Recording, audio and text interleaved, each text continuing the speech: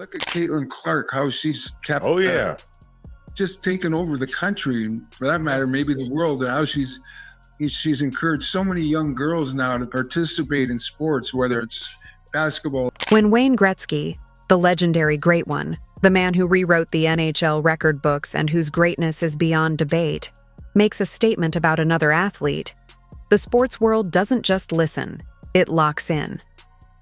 And what he just said about Caitlin Clark?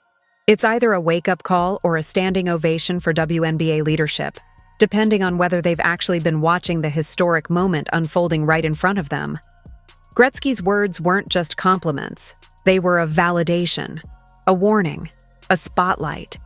Caitlin Clark isn't just changing the game. She's got legends from other sports calling her greatness undeniable. Caitlin Clark will go down as the best WNBA player ever. Yes, the best woman to touch a basket. Wayne Gretzky delivered what can only be described as the most significant endorsement Caitlin Clark has ever received. And this wasn't just a casual compliment or standard sports praise. This was Gretzky, recognizing a kindred spirit in Clark's groundbreaking influence on women's basketball.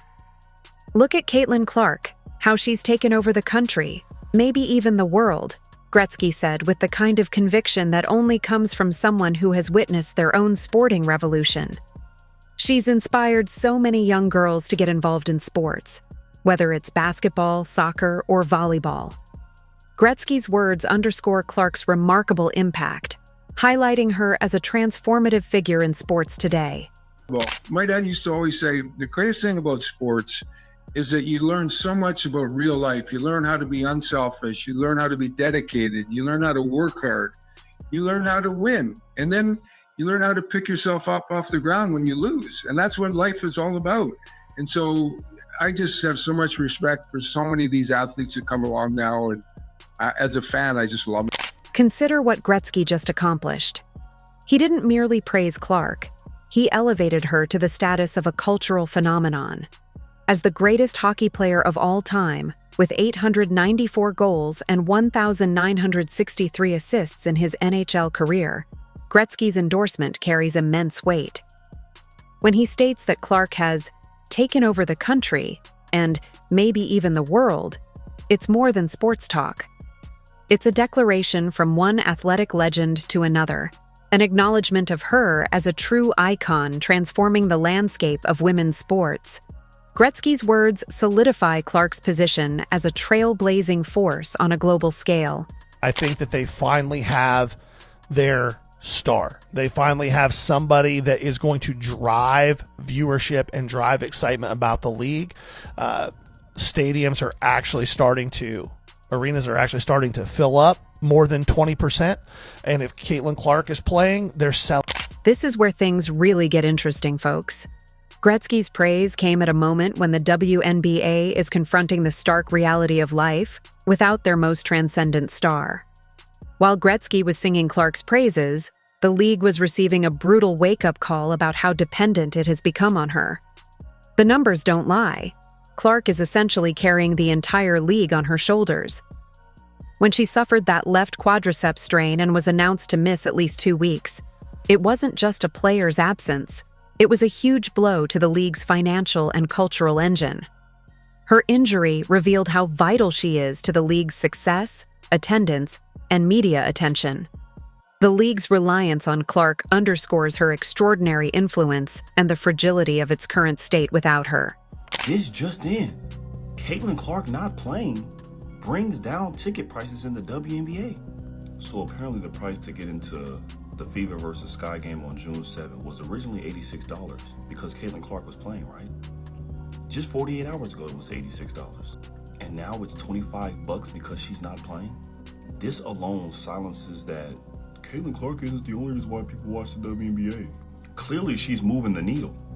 Because if people were coming to watch Miss Reese like she said they were, these ticket prices would not have been dropping. If you are enjoying, please subscribe. Let's discuss what unfolded for the Indiana Fever without their superstar. They headed to Washington to face the Mystics, a game expected to be must-watch TV. However, what transpired was a sobering reality check. The Fever fell 83-77, bringing their record to 2-3. But the true story wasn't just the final score, it was what unfolded in the stands and on screens nationwide. The game highlighted the impact of their absent star, revealing how much the team relies on her presence to draw attention and energize the fan base. It underscored the league's vulnerability without its top talent. But like, there is no other playmaker better than Caitlin Clark in the WNBA, and like, I don't know if there ever has been. And like, that is great, but that also kind of sucks if you're the team that is missing her. So this to me looked like a scrimmage game that a new team coming together without their like star playmaker was learning how to get to know each other and how to play with each other like from scratch. Ticket prices for that Mystics game dropped by 47% immediately after Clark's injury was announced. That's nearly half the ticket value gone in an instant. The game, which was moved to a larger venue to capitalize on the Clark effect, suddenly felt less special. Just another WNBA matchup that casual fans didn't prioritize. The TV ratings tell an even starker story. The Fever Mystics game without Clark drew only 357,000 viewers on NBA TV, a significant decline from just 8 days earlier, when Clark faced the Atlanta Dream on the same network and drew 581,000 viewers. That's a 38% drop in viewership, leaving WNBA executives anxious and alarmed about the league's dependence on her star power. It underscored how vital Clark is to the league's popularity and revenue. As previously noted, there is simply no substitute for having Clark actually in the lineup. The Fever's previous NBA TV game against Atlanta averaged 581,000. In addition, Clark's final game before her injury gave you 2.2 million on CBS. Folks, give it up a round of applause. 300,000 viewers. 357,000 viewers on NBA. But it gets even worse. Much worse. The WNBA's ratings without Clark aren't just disappointing, they're disastrous. While Clark's games this season have consistently broken records, drawing over 2 million viewers, everything else has fallen off a cliff. Data shows that games featuring Caitlin Clark have averaged 1.178 million viewers, but games without her average only 394,000. That's a staggering 199% difference, a gap so wide it's almost impossible to ignore. To put it plainly, for even the most sports-savvy executives, Clark's games draw 3 times as many viewers as games without her. Her absence reveals just how vital she is to the league's television success and overall popularity. It underscores the league's heavy reliance on her star power and how much the WNBA risks when her presence is missing. Keep it real. The WNBA is pretty much at a standstill with Caitlin Clark not being able to play. I mean, rubber is about to meet the road. I mean, everything they said last year is going to be unproven like no other, bro. They stated the league was on this trajectory to success many moons before Caitlin Clark got there. And hell, Caitlin Clark wasn't the only rookie to be the reason why the viewership was up. You had rookies like Angel Reese, Cameron Brink, and many others. Well, I'm here to tell you that is just not the truth, bro.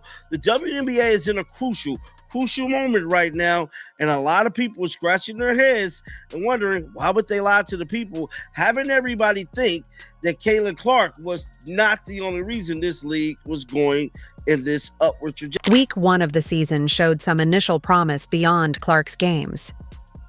Paige Bucker's WNBA debut attracted 639,000 viewers, and the Golden State Valkyries' first game drew 581,000. For a fleeting moment, optimism swept through the league, leading some to believe that perhaps the rising interest sparked by Clark was lifting all boats. Maybe the league had finally found lasting relevance, and the momentum would carry into the season. However, Week 2 shattered those hopes. Ratings didn't just decline, they plummeted back to pre-Clark levels and even dipped below last year's averages.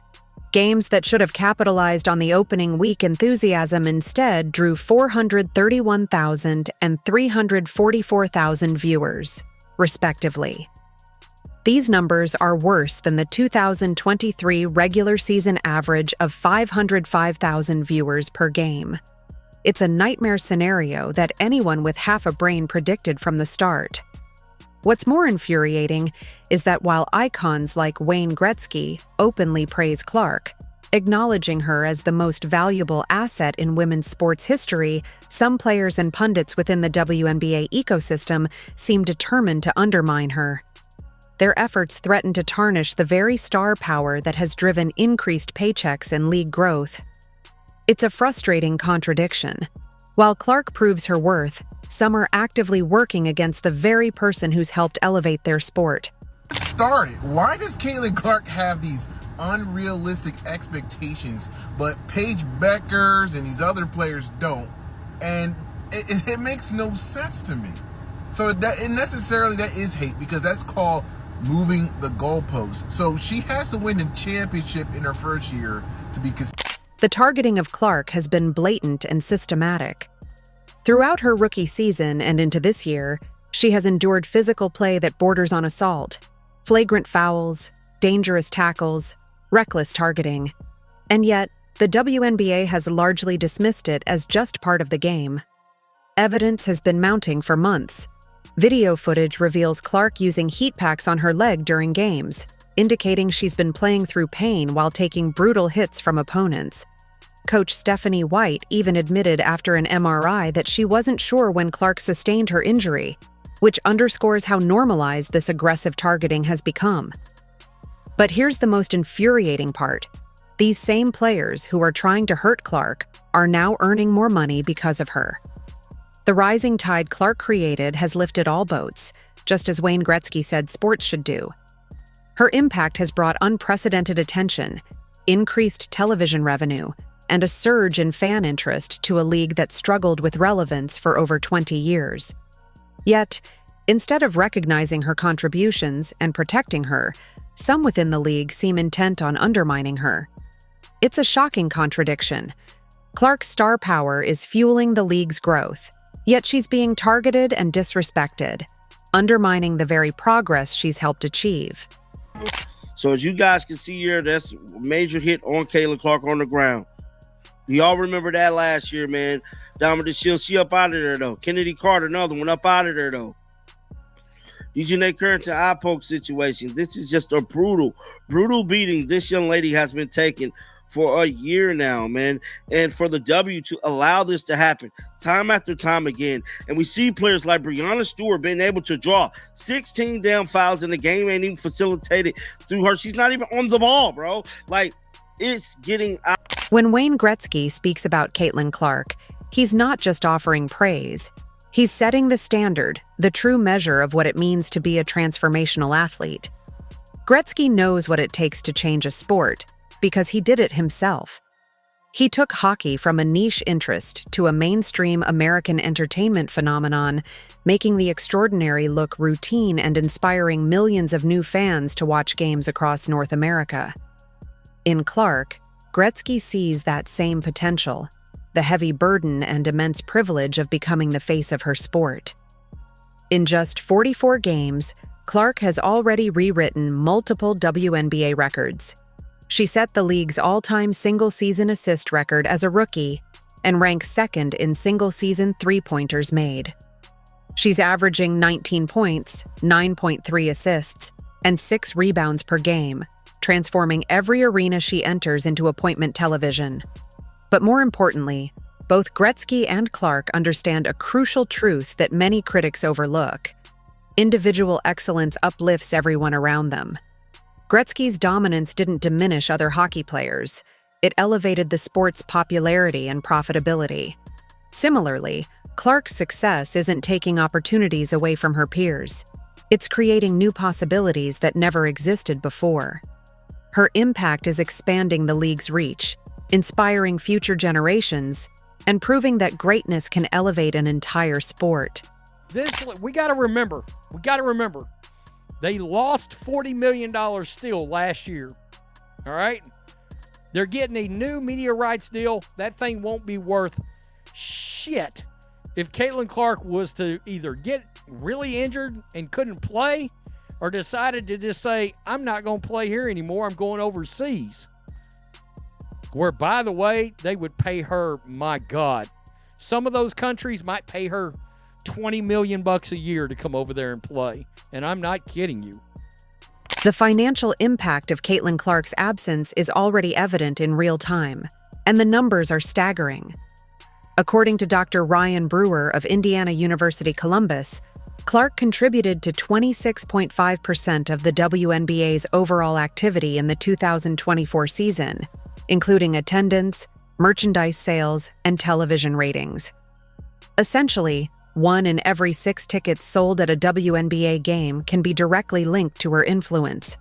Prior to her injury, Dr. Brewer estimated that Clark's potential impact on the 2025 season could approach nearly $1 billion. That figure is astonishing. One player generating close to $1 billion in economic activity for a league that struggled for survival just 2 years ago. The immediate fallout from her injury announcement revealed how heavily the league relies on their superstar. Ticket prices for the Chicago Sky's rematch dropped over 300% in less than 48 hours. The highly anticipated June 7th game at the United Center, which seats 23,500 fans, shifted from premium pricing to bargain basement deals almost overnight. Clark's absence has made it painfully clear how vital she has become to the league's financial health and popularity, underscoring her role as a cornerstone of the WNBA's growth and success. Caitlin Clark could be projected to be $1 billion revenue maker for the WNBA this year. Now, obviously, the WNBA won't see that money, won't see most of that money, and it's not just in the WNBA, but it's all of her sponsorships, it's all of her appearances, it's all that stuff. But according to the projections, we're looking at $875 million could easily eclipse $1 billion on her economic impact. Caitlin Clark entering the league last year was responsible for 26.5% of all of their economic activity. So revenue from merchandise, which again, with the CBA as it is currently, she doesn't see a dime of any of that. TV, and then ticket sales, obviously, which again, they don't get anything.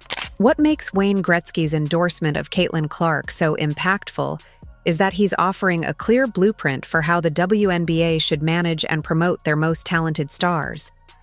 Clark has demonstrated remarkable maturity and composure under pressure.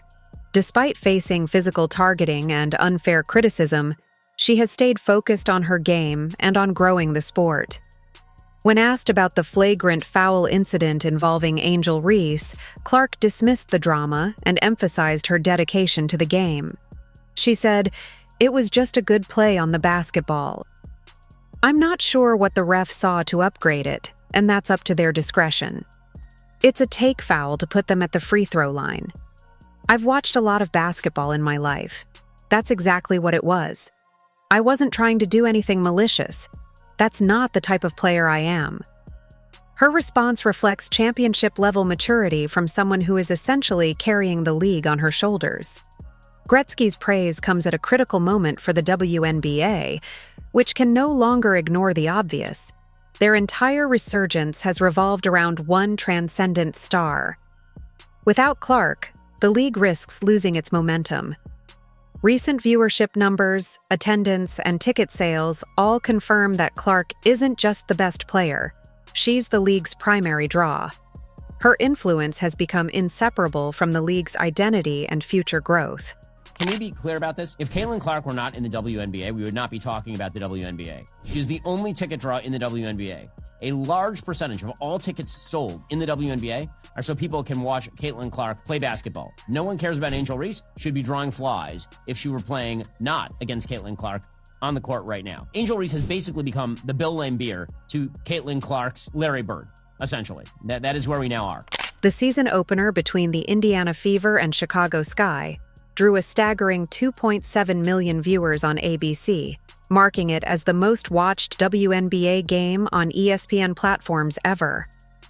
Clark's most recent game before her injury against the New York Liberty still attracted 2.22 million viewers on CBS, making it the second highest viewed WNBA game on that network. Out of the 23 WNBA games in 2024 that drew at least 1 million viewers, 20 featured Clark. These numbers are far from small fluctuations or statistical outliers. They represent significant, undeniable gaps that echo what Gretzky instinctively understood. Some athletes transcend their sport to become cultural icons. Clark has achieved that status, and the league should be doing everything possible to protect and promote its most valuable asset. Instead, responses from Commissioner Kathy Engelbert have been lukewarm.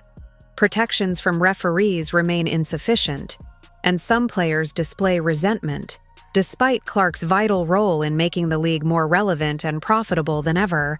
A game between the Fever and the Liberty, peaking at 3.2 million viewers. 3.2. And again, second most viewed game on CBS ever. I have no idea what the most viewed game was ever. I have no idea. Could it have been Fever Sky last year? I have absolutely no idea. Could it have been the finals? Were the finals on CBS? I have absolutely no idea. But like, this is a crazy situation.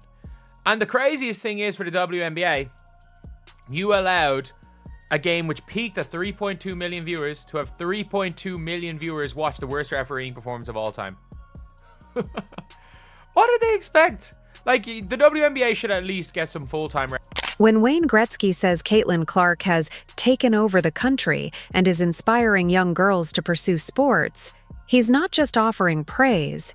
He's recognizing a cultural phenomenon with the understanding of someone who's lived it himself. Clark represents more than just basketball. She embodies a movement that reaches beyond the game, much like Gretzky himself once did for hockey. Unfortunately, while legends like Gretzky celebrate Clark's impact and its promise for women's sports, the WNBA appears to be squandering this historic opportunity. They've allowed their biggest star to be physically targeted and failed to adequately protect her, revealing a lack of foresight and support. Now they're learning what life is like without her. A stark reminder of what's lost when a league doesn't prioritize its most valuable assets. If you enjoyed leaving a like and subscribing, more videos are on the screen now.